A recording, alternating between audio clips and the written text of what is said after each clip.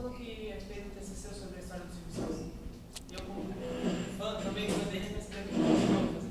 Como? O que me motivou? Justamente isso. Na verdade,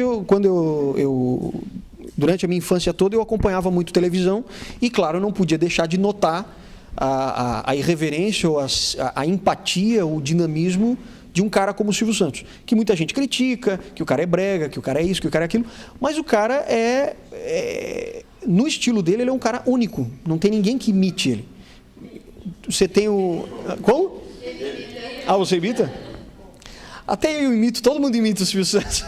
Mas, na verdade, assim, ó, o fascinante do Silvio Santos é que ele, depois que você até passa a conhecer no dia a dia, trabalhando com ele, você percebe que é um cara, primeiro, extremamente ingênuo, mas aquela ingenuidade, mas é uma ingenuidade inteligente. Ele não acredita que você possa, por exemplo, fazer mal para ele. Então, ele não acreditando nisso, ele sabendo que você é um ser humano tanto quanto ele, então ele vai fazer tudo o que tiver ao alcance dele para poder você ter um bom ambiente de trabalho, para você ser um cara bom e para você crescer naquela profissão. Então, ele te pergunta sempre, o que você quer fazer daqui a 5 anos? Como é que você se vê daqui a 10 anos? Sabe? Ele sempre te pede opinião. É um cara extremamente humilde, porque ele ouve as pessoas. Claro, ele toma as decisões dele próprias, mas ele ouve muitas pessoas. Então, comecei a ter um fascínio sobre essa personalidade e, claro, pelo jeito coloquial dele de falar. Porque ele tem uma postura assim, ele é um lorde, ele é um cara que usa pulseira de ouro, Rolex, está sempre alinhadíssimo, com terno e gravata, mas é um cara que vai para o meio da massa. É um cara que fala com a empregada doméstica e ela adora esse cara. Então, qual é o segredo desse cara? Entende? Então, esse lado dessa personalidade que ele construiu ao longo do tempo, e não foi por acaso. Ele tem várias outras referências que são caras de rádio da década de 50, década de 40, 50, que ele cresceu ouvindo e ele via que, olha, aquele estilo no rádio é o estilo que eu quero ter de relacionamento com as minhas fontes, com as pessoas que estão no auditório, por exemplo, com as minhas colegas de trabalho. Então, ele teve essa referência também, desde o rádio.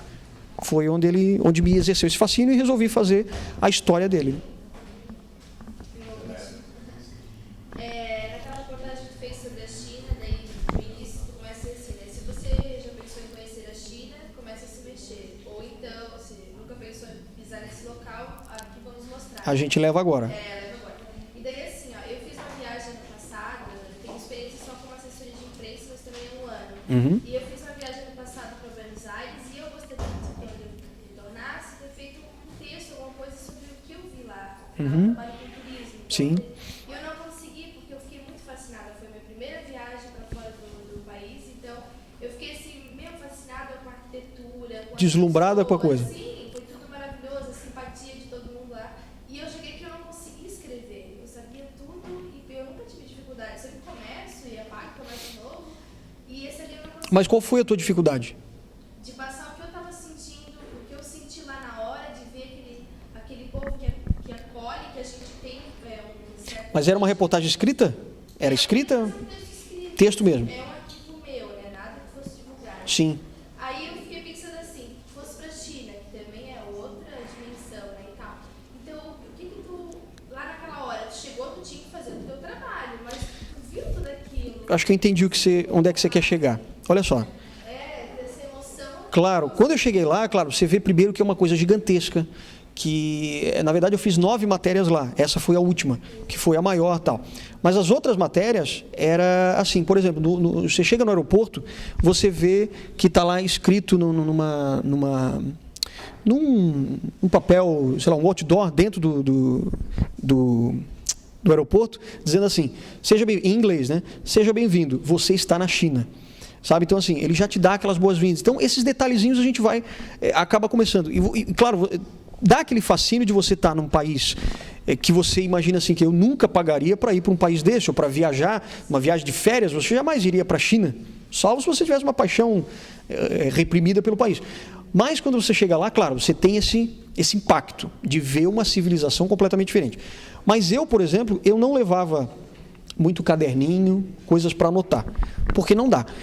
Porque você está viajando tanto, a gente visitou 3 cidades, viajava toda hora, tal, não tinha como você ficar parando para escrever. Na verdade, quando você está nesse local, você se abre totalmente para aquilo, você já consegue guardar tudo na cabeça. Então eu começava a guardar todas as informações na cabeça. E quando eu chegava no hotel à noite, eu pegava e escrevia tudo aquilo. Então, assim, o exercício de fazer isso, de contar a história toda, é você realmente não ficar preocupado em dizer, depois à noite eu vou ter que escrever o texto. Não, simplesmente viva aquilo, vivencie, experimente aquilo. Porque à noite, quando você chegar, mesmo você dizer, como é que eu vou contar? Por onde é que eu vou começar? Separa. Separa tudo aquilo que você fez, separa em blocos, assim, diz, olha, o aspecto cultural é uma coisa, as pessoas é outra, a tecnologia é outro assunto. Então vamos começar lá pelas pessoas. O que eu mais achei interessante? E tu começa a escrever sobre aquilo. Quer dizer, você tem que separar na tua cabeça também os vários assuntos. Mas a partir do momento que você teve esse impacto, é muito mais fácil de você escrever. Porque você está totalmente inebriado por aquilo, você está envolvido naquilo. Entende? Então, eu não entendi exatamente a dificuldade que você teve. Talvez de começar a matéria, ou como selecionar aquilo tudo que você viu para dar início ao teu texto. Começa por aquilo que mais te encantou. Ou, a partir do momento, se você às vezes assim, não tem como selecionar tudo. Começa pelo óbvio, vai pela viagem. A gente levei tanto tempo para chegar em Buenos Aires, mas eu não imaginaria que quando eu chegasse lá eu ia dar de cara com um mendigo no meio da rua. Porque o mendigo... Você puxa uma situação do início da tua viagem e a partir dali é óbvio que você vai conseguir desmembrar tudo. Porque uma coisa leva a outra, que leva a outra e leva a outra. Talvez se eu tivesse começado a escrever todos os dias, né? Eu deixei para fazer, foram 6 dias. Aí no 7º dia, quando eu estava aqui, naquela... Aí é mais complicado. Entendi. Aí é mais complicado. Mas se você separasse em blocos, pegar cultura, uma coisa, tal, cada dia, ou a minha viagem que eu fiz especial, você saberia depois escrever sobre cada um daqueles. E depois fazer um texto geral sobre tudo. Que aí você já tem tudo na cabeça.